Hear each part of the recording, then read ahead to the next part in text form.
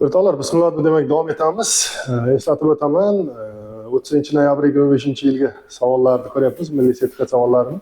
Yetib kelgan joyimiz 36-masala edi. Masalani o'qishlaring uchun birinchi mana bunday kattaroq qilib qo'yib oldim. Bu yerda massasi 5 kilogramm bo'lgan geli 2 metr kub hajmga 120 metr gradus haroratga ega, izobarik ravishda 2,5 metr kubgacha kengaygan. Uni keyingi harorati va unga berilgan issiqlik miqdorini hisoblash so'ralyapti. Xo'p, masalan shartini yaxshilab o'qib oling. Mana shu yerda agar alay bo'lsa pauza bosib olsangiz ham bo'ladi. Xullas kalom, masalan sharti shu. Bittasida harorat, bittasida issiqlik miqdorini so'ragan. Ana endi yechimga o'tamiz. Mana haroratni so'ragan joyiga oson, harorat so'ragan joyiga oson. V1 taqsim T1, V2 taqsim T2 bo'ladi izobarik jarayonda. Mana formula turibdi tayyor. Shunda dastlab hajmi 2 edi, keyin 2,5 bo'ldi. Dastlab harorat 400 edi, 127 Selsiy degan 400 keldi. Keyin T2 ni topsak 500 kelvin chiqadi. Bu oddiy narsa. Keyingisi mana bu yerda geliydi haligisa men ikkisi qolib ketdi mana. Hop, ikki qo'yaylik.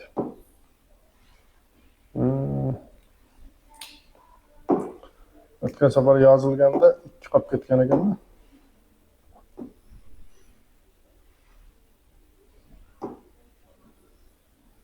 İki bo'ldi.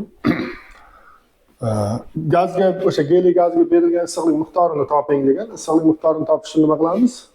I taqsim 2 m taqsim mu r delta t qilamiz. Geliyning molar massasi o'sha 4, massasi 5 kilo, 5 kilo. I erkinlik darajasi 3 ga teng, 1 atomlik gaz 3 ga teng. 3 ga 2 ga 5 bo'lgan. Molar massa mana 4 -3.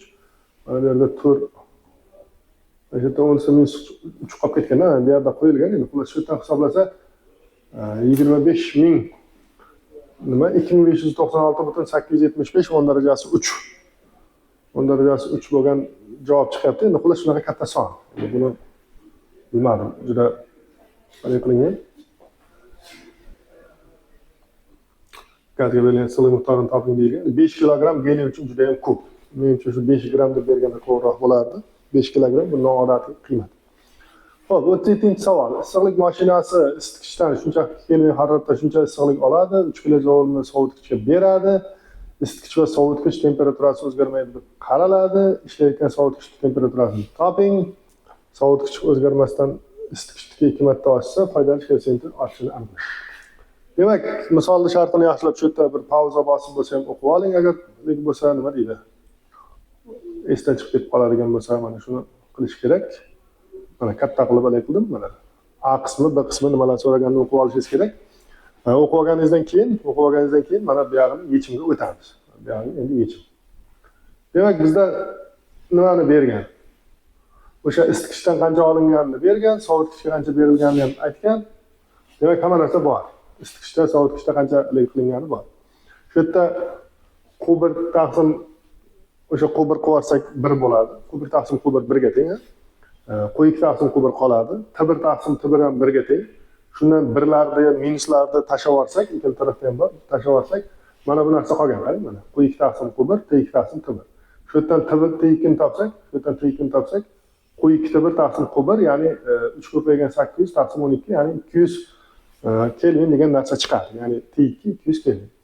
Endi foydali koeffitsiyentiga keladigan bo'lsak, foydali koeffitsiyenti mana etta barobar ikkinchi safar. O'sha o'zi birinchi safar edi-ku. Qancha mana 400 edi.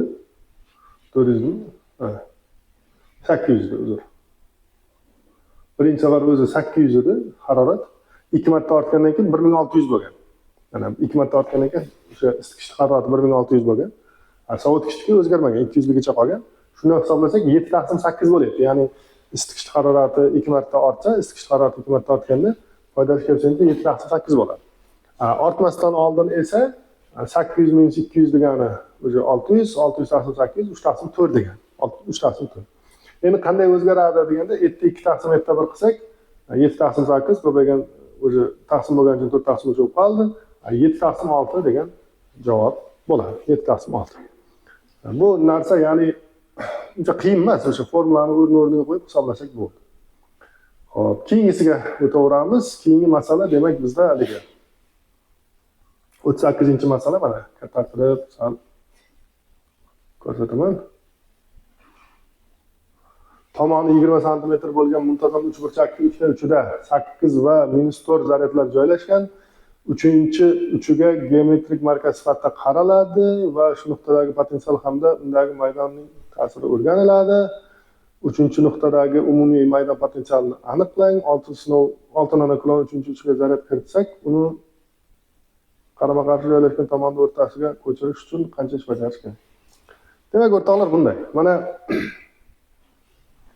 o'qib olgan bo'lsalaring, men bu yerga yechimga o'taman. Biroz kuchaytiramiz. Qanday yurish sekini mana shu ilovada qotadi ekranimiz. Xo'p, demak bunday.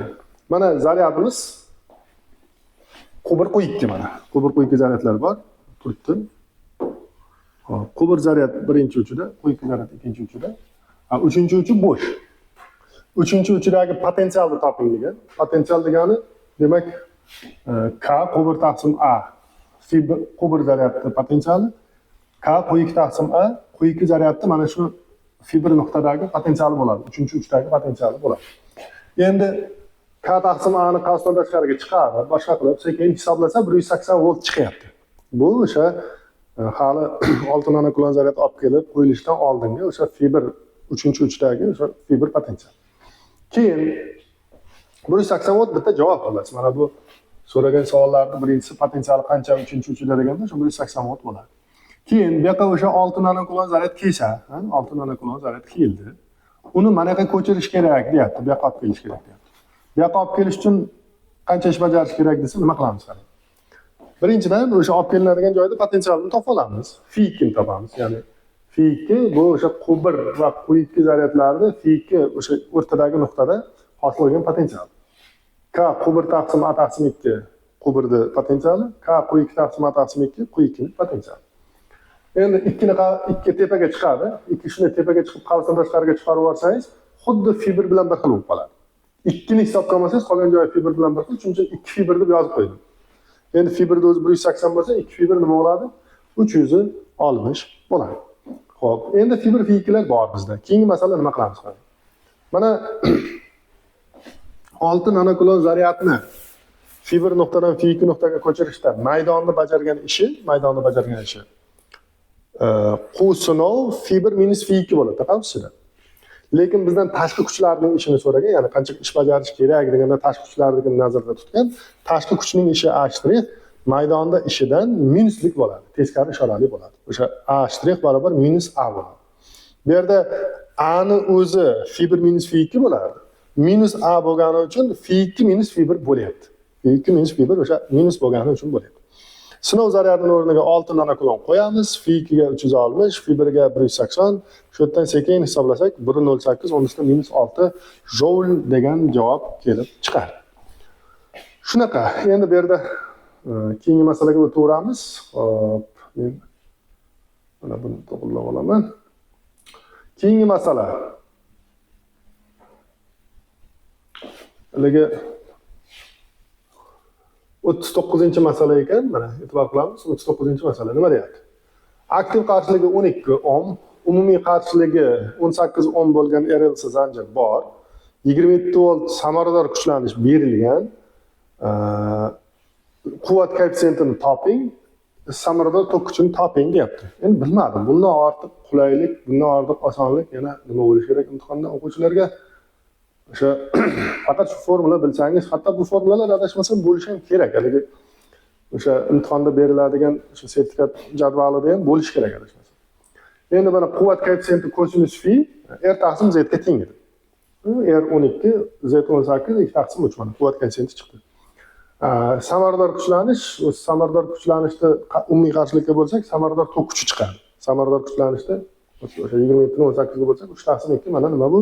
Samarador tok kuchi. Shu yerdan demak hamma narsa chiqadi. Bu oson narsa bo'lib qoldi, men bilmadim buni.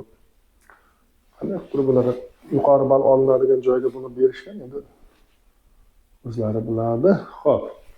Keyingisiga o'taveramiz. Keyingisi demak bizda 40-masala edi. Birinchi masalani kattatiramiz, keyin ko'ramiz.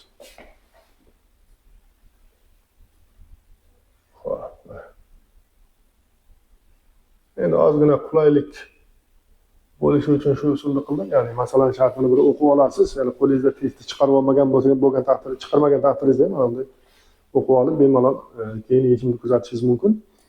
Uzungina masala 4 kilolik jism 80 metr balandlikda tinch turgan, keyin 4/1 nisbatda 2 ga bo'linib parchalanib ketgan. Kichik jism 120 tezlikka ega bo'lgan, parchalanish jarayonida havo qarshiligi hisobga olinmagan, gorizontal yo'nalishda impuls saqlanadi deb qaralgan. Xullas bir talay gaplar bor. A savolda so'rayapti. Parchalanishdan keyin katta massali bo'lakli kinetik energiyasini toping. Parchalanishdan keyin katta massali bo'lakli kinetik energiyasini topishimiz kerak. Va undan keyin aytayapti, har ikki bo'lak yerga tushguncha ular orasida hosil bo'ladigan gorizontal masofa qancha deb so'rayapti. Endi mana masalan shartini shu yerda bir pauza qilasizmi, nima qilsangiz bir ko'rib oling, yaxshilab o'qib oling, ana endi yechimga o'tamiz.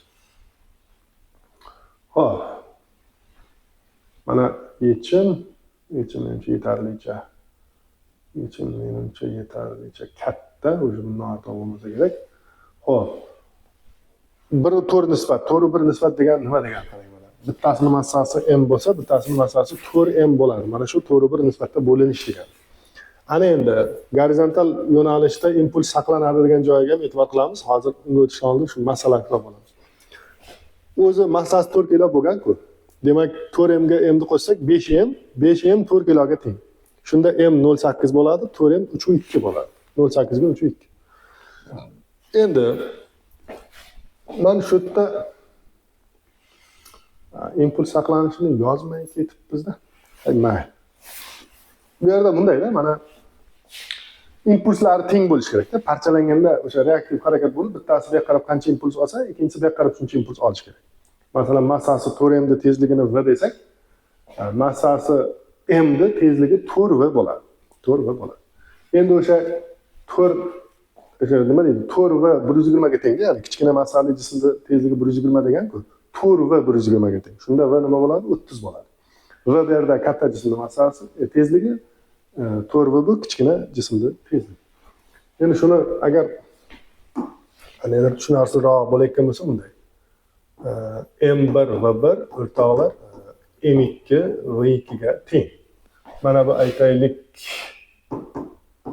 M1 deb qo'ysak, bu nima bo'ladi? M2 bo'ladi. Shunda mana bu V1, bu nima bu? V2 bo'ladi. Mana shunday narsa, ya'ni ikkalasini ikkala tarafga ketayotgandagi impulslari bir xil. Endi shu yerda tezliklar boshqalar hal bo'lgandan keyin yana bitta hal qilish kerak bo'lgan narsa bu vaqt. 80 metr balandlikdan gorizontal otilgan jismning vaqti ilzosiga karsh taqsim j bo'ladi. Ilzosiga karsh taqsim jdan 4 sekund chiqqan. O'sha 80 ni qo'yib 10 ga bo'lib hisoblasa 4 sekund chiqadi. Mana shu berilishdagi hamma narsani tahlil qilib oldik. Endi so'ralgan narsaga o'tsak, masalan, ular orasidagi masofa necha metr bo'ladi? Mana masofani qancha bo'ladi deb so'ragan esni. S teng 5 vt deb qo'yganman. Nimaga? Chunki bittasi bu yoqqa qarab v tezlik bilan harakat qilsa, bittasi bu yoqqa qarab 4 v tezlik bilan harakat qilyapti. Demak, bir-biridan 5 v tezlik bilan uzoqlashadi. Shuning uchun ular orasidagi masofa 5 v dan chiqadi. 5 v ni o'rniga 30 qo'yamiz, v'miz 30 bo'lgan. T ni o'rniga 4 qo'yamiz, 600 metr degan javob chiqdi. Kattasini kinetik energiyasi degan 4m v kvadrat taqsim 2 bo'ladi. Kattasining massasi 4m, tezligi v, 4m o'rniga 3.2, v ni o'rniga 30 qo'yib hisoblasa 1440 degan javob kelib chiqadi.